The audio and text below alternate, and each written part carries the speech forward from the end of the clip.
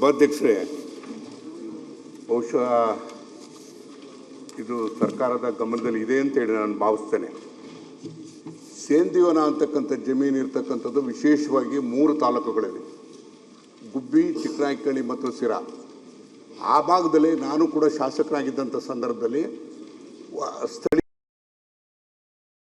ಸಚಿವನಾಗಿದ್ದಂಥ ಸಂದರ್ಭದಲ್ಲಿ 1,24,000 ಎಕರೆ ಸೇಂದಿವನಕ್ಕೆ ಸೇರಿದಂಥ ಜಮೀನನ್ನು ಕಂದಾಯ ಇಲಾಖೆ ವರ್ಗಾವಣೆ ಮಾಡಿದೆ. ಆದರೆ ದುರದೃಷ್ಟ ಅಂದರೆ ವರ್ಗಾವಣೆ ಮಾಡಿ ಆದೇಶ ಆಗಿ 2001ರಲ್ಲಿ ಆದ ಆದೇಶ ಆದರೂ ಕೂಡ ಇವತ್ತಿನವರೆಗೂ ಕೂಡ ಸೇಂದಿವನ ಅಂತಲೇ ಬರ್ತಾಯಿದೆ.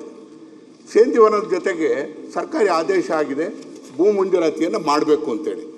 ಮಾಡೋಕ್ಕೆ 21 ವರ್ಷದಿಂದ ನಾನು ಬಹುಶಃ ಭಾಳ ವರ್ಷಗಳ ಕಾಲ ಶಾಸಕನಾಗಿದ್ದೆ. ಆ ಭಾಗದಲ್ಲಿ ಎಲ್ಲ ಸುಮಾರು 1000 ಎಕರೆ ಭೂಮಿಯನ್ನು ಮಂಜೂರು ಮಾಡಿದ್ವಿ. ಆದರೆ ಇತ್ತೀಚಿನ ದಿನಗಳಲ್ಲಿ ಪಾಣಿನಲ್ಲಿ ಅಪ್ಡೇಟ್ ಆಗಿಲ್ಲ ಅನ್ನೋ ಕಾರಣಕ್ಕೋಸ್ಕರ ಅದು ಮಂಜೂರಾತಿಯನ್ನು ಮಾಡ್ತಾಯಿಲ್ಲ. ಇದರಲ್ಲಿ ನನಗೆ ಅರ್ಥ ಆಗ್ತಾಯಿಲ್ಲ. ಸಚಿವರು ಕೊಟ್ಟಿರ್ತಕ್ಕಂಥ ಉತ್ತರದಲ್ಲಿ ನಾನು ಅರ್ಥ ಮಾಡ್ಕೊಂಡಿರ್ತಕ್ಕಂಥದ್ದು, ಈಗ ಇದು ಫಾರಮ್ 50, 53, 57 ಅರ್ಜಿಗಳು ಬಾಕಿ ಇದೆ ಅಂತೇಳಿ ಹೇಳ್ತಾರೆ. ಮತ್ತು ಕೆಲವು ಡಿಸ್ಪೋಸ್ ಆಗಿದೆ, ಕೆಲವು ಡಿಸ್ಪೋಸ್ ಆಗಿಲ್ಲ. 1000 ಅರ್ಜಿಗಳು ಇನ್ನೂ ಬಾಕಿ ಇರಬೇಕಾದಾಗ ಅದಕ್ಕೊಂದು ಸೂಕ್ತತೆಯ ಪರಿಶೀಲಿಸಲು ಸಮಿತಿಯನ್ನು ರಚನೆ ಮಾಡ್ತೀವಿ ಅಂತಾರೆ. ಅಲ್ಲ, 50, 53, 57 can you take over the right of the applicant? ಏನಿದೆ ಈ ಥರ ಉತ್ತರಗಳು ಕೊಡೋದ್ರಾಗ ಅರ್ಥ ಇಲ್ಲ. ದಯಮಾಡಿ ನಾನು ಹೇಳೋದು 50, 53, 57ರಲ್ಲಿ ಇರ್ತಕ್ಕಂಥ ಪೆಂಡಿಂಗ್ ಅಪ್ಲಿಕೇಶನ್ಸನ್ನು ಡಿಸ್ಪೋಸ್ ಮಾಡೋದಕ್ಕೆ ಕಳೆದ 2.5 ವರ್ಷದಿಂದ ನಾನು ಒಂದೇ ಒಂದು ಅಪ್ಲಿಕೇಶನ್ನ ನಾವು ಡಿಸ್ಪೋಸ್ ಮಾಡೋದಕ್ಕೆ ಸಾಧ್ಯ ಆಗಿಲ್ಲ. ಕಾರಣ ಏನಂತ, ಸರ್ಕಾರಕ್ಕೆ ಕಾಗದ ಬರೆದಿದ್ದೀವಿ, ಸರ್ಕಾರದಿಂದ ಉತ್ತರ ಬರಬೇಕು, ಸರ್ಕಾರದಿಂದ ಬಂದ ಮೇಲೆ ಮಾಡ್ತೀವಿ ಅಂತೇಳಿ. ಏನು ಕೇಳಿ ನಡೀತಾ ಇರ್ತಕ್ಕಂಥದ್ದು? ಒಂದೇ ಒಂದು ಅರ್ಜಿಯಲ್ಲಿ 20 ವರ್ಷ ಆದರೂ ಕೂಡ ಇನ್ನೊಂದು ಡಿಸ್ಪೋಸ್ ಮಾಡೋದಕ್ಕೆ ಸಾಧ್ಯ ಇಲ್ಲ. ದಯಮಾಡಿ ಇದನ್ನು ಅರ್ಥ ಮಾಡ್ಕೋಬೇಕು ಸಚಿವರು. ಇವತ್ತು ಅವ್ರಿಗೆ ಸೂಚನೆ ಕೊಡಿ, ಇವತ್ತು ನೀವು ಸಮಿತಿಯಲ್ಲಿ ಏನಾರ ಮಾಡಿ ವರದಿ ಕೊಡಿ. ಆದರೆ ಆದಷ್ಟು ಬೇಗ ಅರ್ಜಿಗಳನ್ನ ಇತ್ಯರ್ಥ ಮಾಡೋದಕ್ಕೆ ಅವಕಾಶವನ್ನು ಮಾಡಿಕೊಡಿ. ಓಕೆ, ಸಭಾಧ್ಯಕ್ಷ ಒಂದು ನಿಮಿಷ. ಉತ್ತರ ಕೊಡುವಾಗ ಸಚಿವರು ನಮಗೆ ಈ ಸೇಂದಿವನ ಅಂತ ಫಸ್ಟ್ ಟೈಮ್ ನಾನು ಕೇಳ್ತಾ ಇರೋದು. ಈ ಸೇಂದಿವನದ ಕನ್ಸೆಪ್ಟ್ ಏನು ಉದ್ದೇಶ, ಅವರು ತಾಲೂಕಲ್ಲಿದೆ ಅಂತ ಸ್ವಲ್ಪ ಅದಕ್ಕೂ ವಿವರಣೆ ಕೊಡಿ. ಅಧ್ಯಕ್ಷರೇ, ಒಂದು ನಿಮಿಷ. ಇದು ಈ ಸೇಂದಿವನ ಯಾವ ಖಾತೆಯಲ್ಲಿತ್ತು ಇದುವರೆಗೂ? ಅಬ್ಕಾರಿ ಖಾತೆಯಲ್ಲಿತ್ತು ಅದು? ಆ ಜಾಗ ಅಬ್ಕಾರಿ ಖಾತೆಗೆ ಸೇರಿತ್ತೋ ರೆವಿನ್ಯೂ ಜಾಗಕ್ಕೆ ಸೇರಿತ್ತೋ ಅಂತೇಳಿ ಹೇಳಿ ಅದನ್ನು ಸ್ಪಷ್ಟಪಡಿಸುವಂಥದ್ದು ಅವಶ್ಯಕತೆ ಇದೆ. ಸೇಂದಿವನ ಅಂತೇಳಿ ಹೇಳಿ ಸೇರಿಸಿದ್ರೆ ಯಾಕೆ ಸೇಂದಿಯಲ್ಲಿ ತೆಗಿತಿಲ್ಲ? ಪ್ರಶ್ನೋತ್ತರ ಅಲ್ಲ, ಇದಕ್ಕೆ ಸಂಶೋಧನೆ ಮಾಡೋ ಒಂದು ದಿವಸ. ಮಾನ್ಯ ಅಧ್ಯಕ್ಷರೇ, ಪ್ರಶ್ನೋತ್ತರ ಕೊಡಿ. ಈಗ ಮೊದಲು ಅವ್ರಿಗೆ ಉತ್ತರ ಕೊಟ್ಬಿಡ್ತೇನೆ, ಆಮೇಲೆ ನೆಕ್ಸ್ಟ್ ಟೈಮ್ ನೋಡುವ. ಇಲ್ಲ, ಹೇಳ್ತೇನೆ, ಸಂಕ್ಷಿಪ್ತವಾಗಿ ಹೇಳ್ಬಿಡ್ತೇನೆ. ಈಗ ಇದ್ರ ಬಗ್ಗೆ ಸರ್ಕಾರ ಸಕಾರಾತ್ಮಕವಾಗಿ ತೀರ್ಮಾನ ತಗೊಳ್ಬೇಕು ಅನ್ನೋದೇ ನಮ್ಮ ಉದ್ದೇಶ, ನಿಲುವು ಇದೆ. ಅವರು ನನ್ನ ಬಳಿ ವೈಯಕ್ತಿಕವಾಗಿ ಸುಮಾರು ಬಾರಿ ಮಾತಾಡಿದ್ದಾರೆ, ಒಂದಲ್ಲ 4-6 ಬಾರಿ ನನ್ನ ಹತ್ರ ಮಾತಾಡಿದ್ದಾರೆ. ಅವರ ಬೇಡಿಕೆ ನಮಗೆ ಅರ್ಥ ಆಗುತ್ತೆ, ನಾನು ಅರ್ಥ ಆಗದೆ ಏನಿಲ್ಲ. ಆದರೆ ಮಾಡುವಾಗ ಈಗ ಅವರು ಹೇಳಿದರು ಹಿಂದೆ ನಾವು ತೀರ್ಮಾನ ಮಾಡಿದ್ದೀವಿ ಅಂತ. ಬಹುಶಃ ಅವರು ಸಚಿವರಾಗಿದ್ದಾಗ ಏನು ತೀರ್ಮಾನ ಮಾಡಿದ್ದಾರೆ ಅನ್ನೋದನ್ನ ನಾನು ಓದ್ತೇನೆ. ಅಬ್ಕಾರಿ ಇಲಾಖೆಯಿಂದ ಕಂದಾಯ ಇಲಾಖೆಗೆ ಕೆಳಕಂಡ ಜಮೀನುಗಳನ್ನು ವರ್ಗ ಮಾಡಲು ಆ ಸಂದರ್ಭದಲ್ಲಿ ಏನು ಮಾಡಬೇಕು ಅಂತ 5 ಕಂಡೀಷನ್ ಹಾಕಿದ್ದಾರೆ. 5 ಕಂಡೀಷನ್ನು 100 ಎಕರೆಗಿಂತ ಮೊದಲು ಹೆಚ್ಚಿದ್ರೆ ಅದನ್ನು ಫಾರೆಸ್ಟ್ಗೆ ಕೊಡಬೇಕು, ಮೊದಲನೇ ಕಂಡೀಷನ್. ಎರಡನೇದು, ಲಭ್ಯವಿರುವ ಗ್ರಾಮಗಳಲ್ಲಿ ಕನಿಷ್ಠ 10 ಎಕರೆ ಜಮೀನನ್ನು ಸ್ಮಶಾನಕ್ಕೆ ಕಾದಿರಿಸಬೇಕು, 2ನೇ ಕಂಡೀಷನ್ನು. 3ನೇದು, ಪ್ರತಿಯೊಂದು ಗ್ರಾಮದಲ್ಲೂ ಸೇಂದಿವನ ಜಮೀನನ್ನು ಗಮನದಲ್ಲಿಟ್ಕೊಂಡು ಆಶ್ರಯ ಯೋಜನೆ, ಮೊರಾರ್ಜಿ ದೇಸಾಯಿ ನವೋದಯ ವಸತಿ ಶಾಲೆ, ಪರಿಶಿಷ್ಟ ಜಾತಿ ಪಂಗಡ ಹಿಂದುಳಿದ ವರ್ಗಗಳ ಹಾಸ್ಟೆಲ್ಗಳ ಸ್ಮಶಾನ ಉದ್ದೇಶಕ್ಕಾಗಿ ಸಾರ್ವಜನಿಕ ಶಿಕ್ಷಣ ಕಟ್ಟಡ, ಆರೋಗ್ಯ ಕೇಂದ್ರ, ಬಸ್ ನಿಲ್ದಾಣ ಉದ್ದೇಶಗಳಿಗಾಗಿ ಕನಿಷ್ಠ 10ರಿಂದ 50 ಎಕರೆಯನ್ನು ಮೀಸಲಿಡುವುದು, ಇದು 3ನೇ ಕಂಡೀಷನ್. 4ನೇದು, ಪ್ರತಿ ಗ್ರಾಮ ಪಂಚಾಯಿತಿ ಕೇಂದ್ರಕ್ಕೆ ಸಂಬಂಧಿಸಿದಂತೆ ಕೋಮು ಗಲಭೆಗಳ ಪ್ರಕರಣಗಳಲ್ಲಿ ಸಂತ್ರಸ್ತರಾದ ಜನರಿಗೆ ಹಾಗೂ ಪರಿಶಿಷ್ಟ ಜಾತಿ ಪಂಗಡಗಳ ಕುಟುಂಬಗಳ ಮೇಲೆ ದೌರ್ಜನ್ಯ ನಡೆದು ಸಂತ್ರಸ್ತರಾದ ಕುಟುಂಬಗಳಿಗೆ ಕನಿಷ್ಠ 100 ಎಕರೆ ಜಮೀನನ್ನು ಉದ್ದೇಶಕ್ಕಾಗಿ ಮೀಸಲಿರಿಸುವುದು. ಇದು 4ನೇ ಕಂಡೀಷನ್. 5ನೇ ಕಂಡೀಷನ್ನು ಇದೆಲ್ಲ ಆದಮೇಲೆ ಭೂರಹಿತ ಹಾಗೂ ಅತಿ ಸಣ್ಣ ಹಿಡುವಳಿದಾರರು 90ಕ್ಕೆ ಹಿಂದಿನಿಂದಲೂ ಬಗರುಕುಂ ಸಾಗುವಳಿ ಮಾಡಿರುವ ಜಮೀನನ್ನು ಸ್ವಂತ ಇಳುವಳಿ ಜಮೀನನ್ನಾಗಿ ಸೇರಿದಂತೆ 5 ಎಕರೆ ಮಿತಿಗೆ ಒಳಪಟ್ಟು ಸಕ್ರಮಗೊಳಿಸುವುದು. ಇದು 5th ಕಂಡೀಷನ್. ಈ ಕಂಡೀಷನ್ಸ್ ಪ್ರಕಾರ ಹೋದರೆ ಯಾಕೆ ಈಗ ಮತ್ತೊಂದು ಕಮಿಟಿ ಮಾಡಿದ್ದೀರಿ ಅಂತ ಕೇಳ್ತಾರೆ. ನಾನು ಇದನ್ನೇ ಯಥಾವತ್ತಾಗಿ ನಾನು ಸರ್ಕ್ಯುಲೇಟ್ ಮಾಡ್ಬೋದು. ಇದು 2003ರಲ್ಲಿ ಆಗಿರೋ ಆದೇಶ, ಯಾಕೆ ಗೊಂದಲ ಅಂತ ಅವ್ರು ಕೇಳ್ತಾ ಇದ್ದಾರೆ. ಇದನ್ನ ಯಥಾವತ್ತಾಗಿ ನಾನು ಕಳಿಸ್ಕೊಟ್ರೆ ಆಗೋ ಕೆಲಸನೂ ಆಗೋದಿಲ್ಲ. ಅದು ನನ್ನ ಭಾವನೆ. ಹಾಗಾಗಿ ಒಂದ್ ನಿಮಿಷ ದಯಮಾಡಿ 2001ರಲ್ಲಿ ಆದೇಶ ಆಗಿರ್ತಕ್ಕಂಥದ್ದು ಅದನ್ನ ಹೇಳಿ. ನೀವು 2003 ಇದು 5 ಆದೇಶಗಳಾಗಿದೆ. 2001ರಲ್ಲಿ ನಾನು ಕ್ಯಾಬಿನೆಟ್ ಕೂತಾಗ ತೀರ್ಮಾನ ಮಾಡಿರ್ತಕ್ಕಂಥದ್ದು ಏನು ಅದನ್ನು ಓದಿ ಮೊದಲು. ಮಾನ್ಯ ಅಧ್ಯಕ್ಷರೇ, 2001ರ ಸಂಪುಟ ತೀರ್ಮಾನದ ಅನ್ವಯ ಇಶ್ಯೂ ಆಗಿರುವ ಸರ್ಕಾರಿ ಆದೇಶ 3ರಲ್ಲಿ ಇಶ್ಯೂ ಆಗಿದೆ.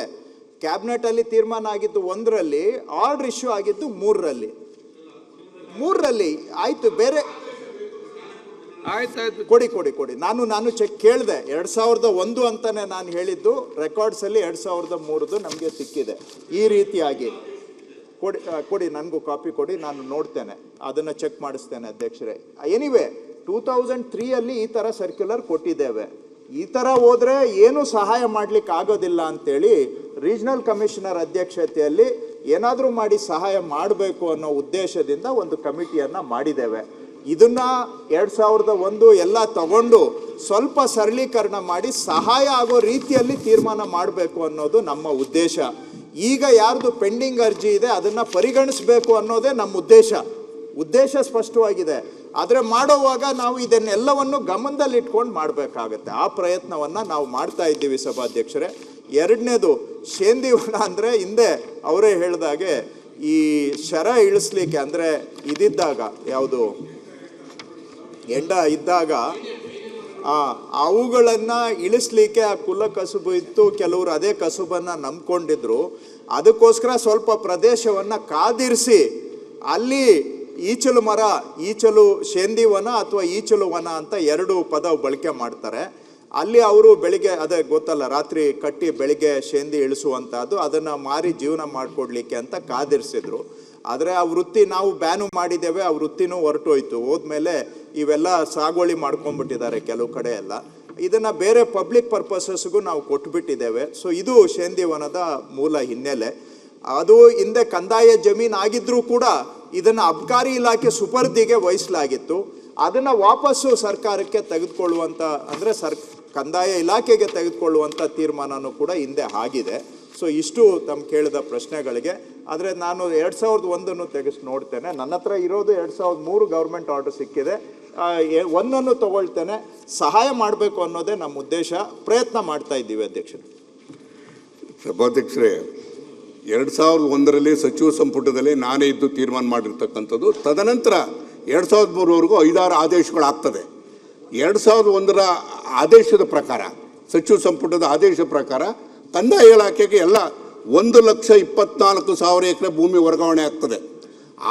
ಇದು ಪಾಣಿನ ಅಪ್ಡೇಟ್ ಆಗಿಲ್ಲ. ಆ ಕಾರಣಕ್ಕೋಸ್ಕರ ಇವರೆಲ್ಲರೂ ಕೂಡ ಶೇಂದಿವನ ಅಂದರೆ ಏನು ಅಂತೇಳಿ ಅರ್ಥ ಆಗಿಲ್ಲ. ಈಗ ಭಾಳಷ್ಟು ಜನ ಅನುಮಾನ ವ್ಯಕ್ತಪಡ ಸರ್ ರೀತಿಯಲ್ಲಿ ಶೇಂದಿವನ ಅಂದರೆ ಏನು, ಶೇಂದಿವನ ಅಂದರೆ ಆ ಶೇಂದಿವನ ಅಂತೇಳಿ ಗೊತ್ತಿರೋದು ನನ್ನ ಒಬ್ಬರಿಗೇನೆ. ಈಗ ಶೇಂದಿವನ ಈ ಭೂಮಿಯನ್ನು ತೆಗಿಬೇಕು ಅಂತೇಳಿ ಹೋರಾಟ ಮಾಡಿದ್ರ ಹಿನ್ನೆಲೆಯಲ್ಲೇ ನಾನು ಶಾಸಕನಾಗಿದ್ದು ಮತ್ತು ದಯಮಾಡಿ ನಾನು ಹೇಳ್ತೀನಿ, ಈಗ 50, 53, 57 ಅಪ್ಲಿಕೇಶನ್ಗಳಿದೆ. ಆದಷ್ಟು ಬೇಗ 1-2 ತಿಂಗಳೊಳಗಾಗಿ 1 ತಿಂಗಳೊಳಗಾಗಿ ಡಿಸ್ಪೋಸ್ ಮಾಡೋದಕ್ಕೆ ಅವಕಾಶ ಮಾಡಿಕೊಡಿ. ಒಂದೇ ಒಂದು ಕಮಿಟಿ ಮುಂದೆ ಬರ್ತಾ ಇಲ್ಲ, ಒಂದು ರೆಕಾರ್ಡ್ ಆಗ್ತಾ ಇಲ್ಲ. ಆನ್ಲೈನಲ್ಲಿ ಫೀಡ್ ಆಗಬೇಕು ಅಂತಾರೆ. ಏನು ಆನ್ಲೈನ್ ಫೀಡ್ ಆಗೋದು? ಮ್ಯಾನ್ಯುಯಲ್ ಅಪ್ಲಿಕೇಶನ್ ಹಾಕಿದ ಆನ್ಲೈನಲ್ಲಿ ಫೀಡ್ ಆಗಬೇಕು ಅಂತ ಹೇಳ್ತಾರೆ. ಸುಮ್ಮನೆ ವಿನಾಕಾರಣ ವಿಳಂಬ ಮಾಡ್ತಕ್ಕಂಥದ್ದೆಲ್ಲ.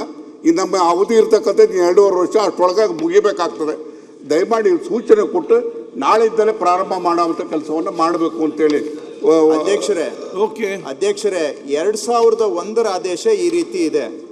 23/8/2001 ಅಬಕಾರಿ ಇಲಾಖೆಯ ಸುಪರ್ದಿಯಲ್ಲಿರುವ ಪ್ರಸ್ತುತ ಎಲ್ಲ ಈಚಲುವನ ಮೀಸಲು ಸೇಂದಿವನವು ಸೇರಿ ಜಮೀನನ್ನು ಕಂದಾಯ ಇಲಾಖೆಯ ವಶಕ್ಕೆ ವರ್ಗಾಯಿಸಲು ಸರ್ಕಾರವು ಈ ಮೂಲಕ ಆದೇಶಿಸಿದೆ. ಸದರಿ ಈಚಲು ವನದ ಪೈಕಿ 10,000 ಎಕರೆ ಭೂಮಿಯನ್ನು ಸ್ಮಶಾನ ಹಾಗೂ ಇತರೆ ಸಾರ್ವಜನಿಕರ ಉಪಯೋಗದ ಉದ್ದೇಶಕ್ಕಾಗಿ ಮೀಸಲಿಡಬೇಕೆಂದು ಸಹ ಆದೇಶಿಸಿದೆ. ಸೊ ಇದನ್ನು ರೆವಿನ್ಯೂ ಡಿಪಾರ್ಟ್ಮೆಂಟ್ಗೆ ಕೊಡೋದು ಅಂತ ಹೇಳುತ್ತೆ ಅಷ್ಟೇ. ಅದನ್ನು ಹೇಗೆ ಮಾಡಬೇಕು ನಂತರ ಅಂತೇಳಿ 2003 ಸರ್ಕ್ಯುಲರಲ್ಲಿ ಹೇಳಿದೆ. ಅವು ಎರಡನ್ನು ಸೇರಿಸಿ ನಾವು ಓದಬೇಕಾಗತ್ತೆ. ಈ ರೀತಿಯಾಗಿ ಇದೆ ಅಧ್ಯಕ್ಷರೇ. 2001 ಅಬಕಾರಿಯಿಂದ ಕಂದಾಯಕ್ಕೆ ವರ್ಗ ಆಗಲಿಕ್ಕೆ ಆದೇಶ. ಅದನ್ನು ವರ್ಗ ಆಗಿದ್ದನ್ನು ಹೇಗೆ ಉಪಯೋಗಿಸಬೇಕು ಅಂತ 2003ರಲ್ಲಿ ಅದೇ ಸರ್ಕಾರದಲ್ಲೇ ಆದೇಶ ಆಗಿದೆ. ಸೊ ಇವೆಲ್ಲವನ್ನ ಇಟ್ಕೊಂಡು ಆದಷ್ಟು ಸಹಾಯ ಮಾಡಲಿಕ್ಕೆ ಹೇಗೆ ಸಾಧ್ಯ ನಾವು ಪ್ರಯತ್ನ ಮಾಡ್ತೇವೆ. ಬೇಗ ಅದನ್ನ ಏನು ಅರ್ಜಿ ಹಾಕಿದ್ದಾರೆ ಅಧ್ಯಕ್ಷರೇ, ಈ 2 ವರ್ಷದಿಂದ ಸಿರಾ ತಾಲೂಕಿನಲ್ಲಿ ಕೆಲವು ತಹಸೀಲ್ದಾರ್ಗಳ ಕಾಲದಲ್ಲಿ ಭೂಮಿ ವ್ಯತ್ಯಾಸ ಆಗಿದೆ, ಬೋಗಸ್ ದಾಖಲೆಗಳಾಗಿದೆ ಅಂತ ಹೇಳಿದ್ರಿ. ನೀವು ಸಮಿತಿ ರಚನೆ ಮಾಡಿದ್ರಿ, ಸಮಿತಿಯವರು ಮಾಡಿದರು. 2 ವರ್ಷದಲ್ಲಿ ಇನ್ನೂವರೆಗಾಗಿ ಅದು ಅಪೂರ್ಣ, ಇನ್ನು ಪೂರ್ತಿ ಆಗಲಿಲ್ಲ. ತಾವು ಹೇಳಿದ್ದೀರಿ. ಅಲ್ಲ, ಇದಕ್ಕೆ ಎಷ್ಟು ವರ್ಷ ಬೇಕು ಅಂತ ನಮ್ಮ ಪ್ರಶ್ನೆ ಆದಷ್ಟು ಬೇಗನೆ ಅದನ್ನು ಅರ್ಜಿ ಹಾಕಿದನ್ನು ವಿಲೇಜ್ ಮಾಡಬೇಕಂತ. ಅದು ಮಾಡಬೇಕು ಸರಿ. ಇದೇ ರೀತಿಯಾಗಿ ಸಮಿತಿಯನ್ನು ಮಾಡಿದರು ರೆವಿನ್ಯೂ ಕಮಿಷನರ್ ಅಧ್ಯಕ್ಷತೆಯಲ್ಲಿ. ಇನ್ನೂ ಕೂಡ ಅದು ಫೈನಲ್ ಆಗಿಲ್ಲ, ಇನ್ನೂ ಡಿಸ್ಪೋಸ್ ಆಗಿಲ್ಲ. ಎಷ್ಟು ವರ್ಷ ಬೇಕು ಅಂತೇಳಿ ದಯಮಾಡಿ ನಾನು ಹೇಳ್ತಕ್ಕಂಥದ್ದು ಇಮಿಡಿಯೇಟ್ ಆಗಿ ಡೈರೆಕ್ಷನ್ ಕೊಟ್ಟು ನಾಳೆಯಿಂದಲೇ ಡಿಸ್ಪೋಸ್ ಮಾಡಿ. 50, 53, 57 ಹಕ್ಕನ್ನು ಕಿತ್ಕೊಳ್ಳೋದಕ್ಕೆ ಸಾಧ್ಯ ಆಗ್ತದಾ? ಸಚಿವ ಪರಿಶೀಲನೆ ಮಾಡ್ತಾರೆ. ಸಮಿತಿಗೂ ಅದಕ್ಕೆ ಏನು ಸಂಬಂಧ ಇದೆ? ಅಧ್ಯಕ್ಷರೇ, ಸುಮಾರು ಜಮೀನು ಕಡತದಲ್ಲಿ ಫಾರೆಸ್ಟ್ ಅಂತ ರೆಕಾರ್ಡ್ ಆಗೋಗಿದೆ. ಸುಮ್ಮನೆ ನಾನಿಲ್ಲಿ ಎಲ್ಲ ಹೇಳಲಿಕ್ಕೆ ಹೋದರೆ ಸಮಸ್ಯೆ ಉಲ್ಬಣ ಆಗುತ್ತೆ. ಅದು ಸುಪ್ರೀಂ ಕೋರ್ಟ್ ಡೈರೆಕ್ಷನ್ಗೆ ಅನ್ವಯ ಆಗುತ್ತೆ. ನಾನು ಸುಮ್ಮನೆ ಇರೋದನ್ನ ಕಾಂಪ್ಲಿಕೇಟ್ ಮಾಡೋದು ಬೇಡ ಅಂತ ಸರಳೀಕರಣ ಮಾಡಲಿಕ್ಕೆ ಪ್ರಯತ್ನ ಮಾಡ್ತಾ ಇದ್ದೇನೆ. ಸುಮಾರು ಎಲ್ಲೋ ಒಂದು ಕಡೆ ಫಾರೆಸ್ಟ್ಗೆ ಹ್ಯಾಂಡ್ ಓವರ್ ಆಗಿದೆ. ಅವರು ಬಂದು ಇದು ನಮ್ಮ ಲ್ಯಾಂಡು, ಸುಪ್ರೀಂ ಕೋರ್ಟಲ್ಲಿ ಅದಕ್ಕೆ SIT ಸೆಟಪ್ ಮಾಡಿ, ರೆಕಾರ್ಡೆಡ್ ಫಾರೆಸ್ಟ್ ಇದ್ದರೆ SITಯನ್ನು ಅನಾಲಿಸಿಸ್ ಮಾಡಿ ಎಲ್ಲ ಮಾಡಬೇಕಾಗತ್ತೆ. ನಾನು ಹೇಳ್ತಾ ಹೋದರೆ ನಾನು ಹೇಳ್ಬೋದು, ಬಟ್ ಪಾಸಿಟಿವ್ ಆಗಿ ಪ್ರಯತ್ನ ಮಾಡ್ತಾ ಇದ್ದೇವೆ. ಆದರೆ ಕಾನೂನುಗಳನ್ನ ಬಿಟ್ಟು ಮಾಡಿ ಅಂತ ಹೇಳಿದ್ರೆ ಅದು ನಾನು ಮಾಡ್ಲಿಕ್ಕೆ ಆಗೋದಿಲ್ಲ ಅಧ್ಯಕ್ಷರೇ. ಬಾಬಾ ಸಾಹೇಬ್ ಪಾಟೀಲ್ ಕಾನೂನು ಬಿಟ್ಟು ಮಾಡಿ ಅಂತ ಹೇಳ್ತಾ ಇಲ್ಲ. ಅದನ್ನ ದಯಮಾಡಿ ಸೇಂದಿವನದ ವಿಚಾರನ ನೀವು ಬೇಕು ಅಂತಂದ್ರೆ ನಿಮ್ಮ ಕಚೇರಿಯಲ್ಲಿ ಕರೀರಿ, ನಾನು ಬರ್ತೀನಿ, ವಸ್ತುಸ್ಥಿತಿ ಹೇಳ್ತೀನಿ. ಫಾರೆಸ್ಟ್ ಅದಕ್ಕೂ ಸಂಬಂಧ ಇಲ್ಲ. ಇಂಟರ್ಪ್ರಿಟ್ ಮಾಡ್ತಾ ಇದ್ದಾರೆ ಇದನ್ನ. ಈ ಅಧಿಕಾರಿಗಳು ಮಾಡ್ತಾ ಇರ್ತಕ್ಕ ಕೆಳ ಹಂತದಲ್ಲಿ ಮಾಡ್ತಾ ಇರ್ತಕ್ಕಂಥದ್ದನ್ನ ಕನ್ಫ್ಯೂಸ್ ಆಗೋದು ಬೇಡ. ದಯಮಾಡಿ ಭೂಮಿ ಅನಧಿಕೃತವಾಗಿ ಸಾಕು ಮಾಡ್ತಾ ಇರ್ತಕ್ಕಂಥವ್ರಿಗೆ ಮುಂಜೂರು ಮಾಡ್ತಕ್ಕಂಥದ್ದಕ್ಕೆ ಒಪ್ಪಿಗೆಯನ್ನು ಕೊಡಿ. ಬಾಬಾ ಸಾಹೇಬ್ ಪಟೇಲ್.